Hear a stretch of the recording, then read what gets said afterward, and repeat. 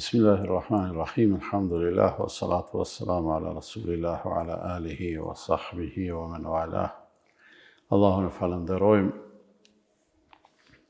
Hadithin e sotëm e transmeton Ebu Hurajra radhiyallahu anhu, i cili thotë kam dëgjuar pejgamberin sallallahu alaihi wasallam duke thonë: "Idha kana yawmul jumu'ati waqafatil malaikatu bi babil masjid yaktubuna al-awwal fal-awwal."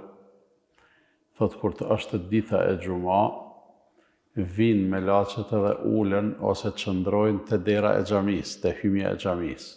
Edhe i regjistrojnë emrat e atyre që hynë në xhami njënin pas tjetrit. Do thonë njënin pas tjetrit. Kush të vjen i pari, e regjistrojnë emrin e tij, edhe e shkruajnë i pari. Vjen i dyti, e shkruajnë i dyti. Me radhë, secilët ja shkruajnë emrin edhe ja shkruajnë edhe renditjen sipas të cilës ka ardhur. Thotë: "Wa mathalul muhajjiri kamathali alladhi yuhdi badana." Ai i cili vjen herët, shembulli i tij është sikur se shembulli i atij i cili e bën kurban një deve. Thumma kalladhi yuhdi baqara. Pas ti, kush vjen pas atij që vjen herët, është sikur se shembulli i atij i cili e bën kurban një lopë. Thumme kabshan, pastaj një dash, thumme dajajatan, pastaj një pul, thumme bejdhatan, pastaj një vezë. Pastaj vazhdon hadithi, thotë: "Fa-idha kharaja al-imamu tawwaw suhufahum yastami'una adh-dhikr."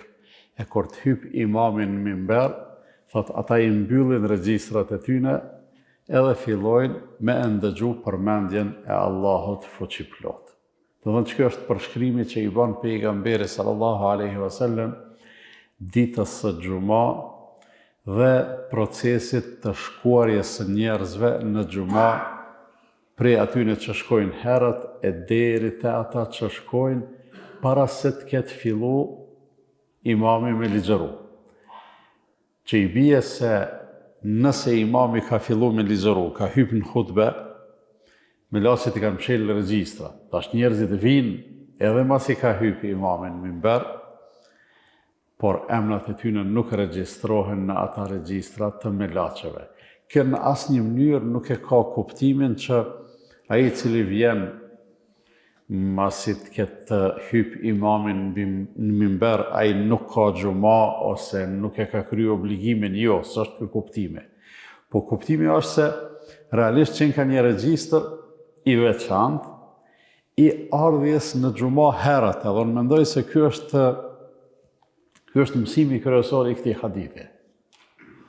Pra hadithi nuk e trajton temën kujt i vlen e kujt si vlen xumaja, kujt i pranohet e kujt si pranohet, për arsye se ka hadithe, ka sqarime tjera sa dush. Mirë, po ky hadith tregon vlerën e shkumjes në xuma herët, për atë që ka mundësi. Mirë, po ajo herët është, domethënë, e ka një kufi, dikush mundet me shku ndoshta 2 orë ose 3 orë para xumas, edhe kjo padyshim është vlerë. Me shku në xhami 2 orë para xumas, me nejt, me lexu Kur'an, me bo dhikr, qëndrimi në xhami është vepër në vete me vlerë të shtume, po kufini i fundit i ardhjes në xhami për xuma, kufini i fundit i ardhjes me vlerë në xhami për xuma është kur të hypi imamin në minber. Do të thonë halos ka fillu hutbja, imami ngjitet, kur ngjitet, muezini e thret edhe një ezan. Do më thonë, janë aty në pyetje edhe 2-3 minuta parafërsisht në kohën tonë, që njerëzit mundën me, si me thonë, me ezan, qatë vlerë të veçantë të shkumjes herët në xuma, nëse dikush vjen pasi që imami tjetë ngjit në minber, ai do të me ditë se me laçet tani më veç i kanë palu regjistrat, i kanë mbyll regjistrat, edhe me laçet nuk marrin shënime. Për çfarë arsye? Për arsye se me laçet tash e kanë një punë tjetër. Ajo është me ngu çka po flitet aty, edhe qysh po përmendet Allahu fuqiplot. Nxitja për me ardhë në xuma me kohë, Hajtë mos thëmë herët, po nëse vjen herët është me kohë. Nëse zvjen herët nuk është me kohë. Nxitja për me ardhur në xhuma me kohë edhe herët është në të vërtetë në shërbim të përgjigjes së fjalës së Allahut fuqiplot, i cili për namazin e xumas thot në surën e cila e mbat njëtin emër, sureja e xumas, thot Allahu i madhruar: Ja ejuhalladhina amanu idha nudiya lis-salati min yawmil jumu'ati fas'au ila dhikrillah. O ju që keni besu, kur të thirret, pra kur thirret ezani ose kur të ftohet për namazin në ditën e xumas. Çështu përmendet, për namazin në ditën e xumas. Pra fjala është për namazin e xumas. Kur thirreni ose kur të vije koha, fas'au ila dhikrillah. Nxitoni atje ku përmendet Allahu. Wadharul bay' dhe lejeni shitblerjen, lejeni aktivitetin, lejeni punën. Dhalikum khairul lakum in kuntum ta'lamun. Kjo është më mirë për juve nëse e dini. Fa idha qudiyatis salatu fantashiru fil ardi wabtaghu min fadlillah. E kur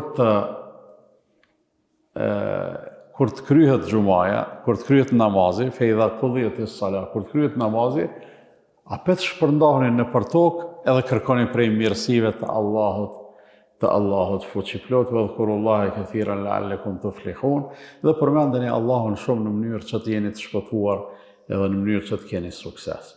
Ardhja në xumat nderuar vëllezër, pra do të me qenë ardhje jo sikur namazet tjera. Namazet tjera njëri edhe mundet me e prit ezanin, sidomos nëse e ka shpinë ose vendin e punës afër xhamis, e me prit ezanin se ezani është lajmëtar i hyrjes së kohës së namazit.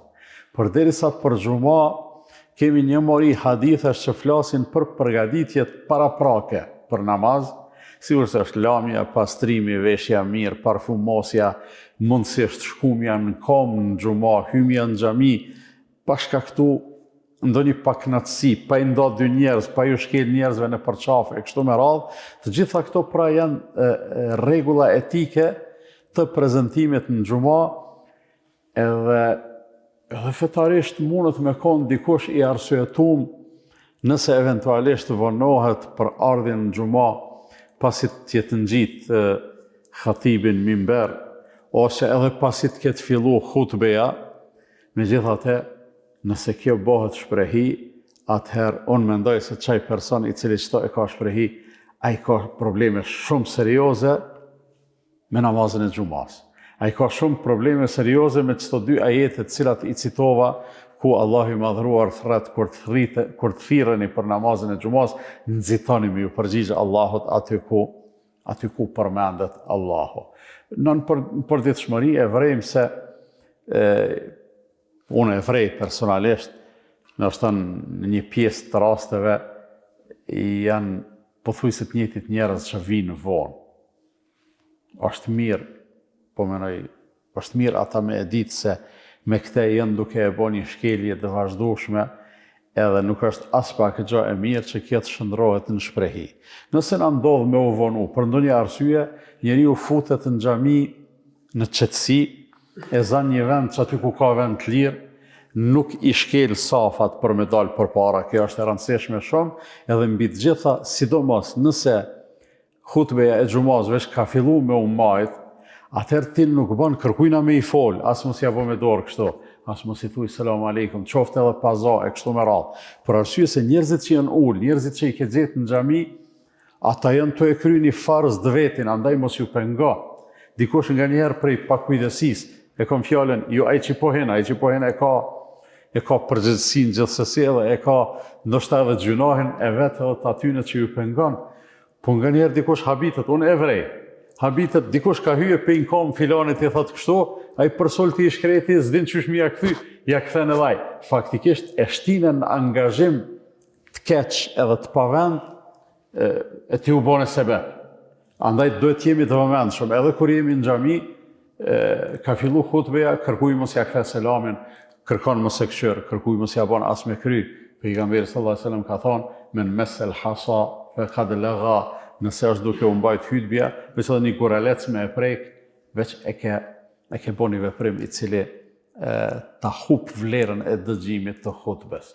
Andaj, ditën e gjuma, e posaçërisht namazin e gjumas, do të me e marë me seriozitet, edhe mos me leju me në ndodhë çka do të qoftë, që në namazin e gjumas, namazit tonë të gjumas, i ahumbë vlerën, se vlera është shumë e madhe. E pam në hadith pejgamberi sallallahu alaihi wasallam, po thotë ai i cili vjen herët, është sigur se me e bo kurban një deve, nuk ka punë e vogël.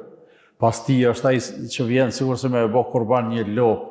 Edhe kjo nuk është punë e vogël, na të gjithë e dim, me e bo nga një kurban, domethënë çdo javë, i cili mundet me kushtu, është sakrificë, edhe është vlerë. Ti mundesh me e kap çat vlerë, hiç pa u harxhu, thjesht veç duke e kuptuar xhuman seriozisht, edhe duke prezantuar në xhuma me kohë i përgatitur, i rregullum, i pastërt, i parfymosur, edhe i veshur mirë.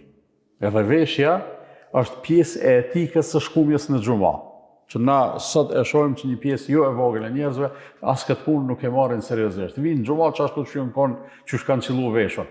Xhumaja tyne është në rregull në këtë aspekt, po etika nuk është respektu. Allah i madhruar na udhëzoft e na lehtësoft me kap më të mirën e asaj që Allah i madhruar na preferon, edhe është i kënaqur me te. Wa sallallahu ala nabiyina Muhammad wa ala alihi wa sahbihi wa sallama tasliman kathira.